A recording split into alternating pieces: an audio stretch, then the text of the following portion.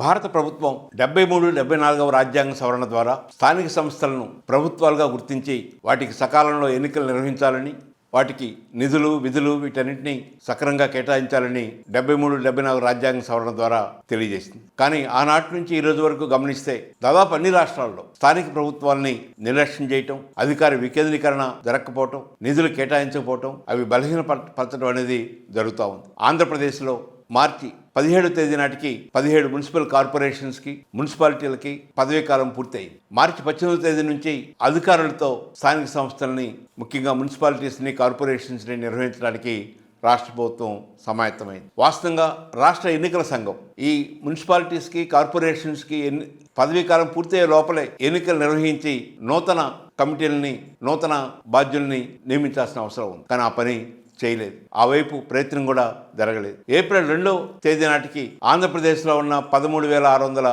పంచాయతీలకి ఆ సర్పంచులు, ఆ ప్రజాప్రతినిధుల యొక్క పదవీకాలం కూడా పూర్తి అవుతాం. అదేవిధంగా ఎంపీటీసీలు, జడ్పీటీసీలు పదవీకాలం కూడా త్వరలో పూర్తిగా వస్తుంది. జిల్లా పరిషత్తులు వీటి పదవీకాలం కూడా సెప్టెంబర్ 4 కల్లా పూర్తి అయ్యే అవకాశం ఉంది. కానీ రాష్ట్ర ఎన్నికల సంఘం, రాష్ట్ర ప్రభుత్వం కానీ ఈ పదవీ కాలాలు పూర్తి అయ్యే లోపలే ఎన్నికలు నిర్వహించాలనేటువంటి ఆలోచన రావటం లేదు.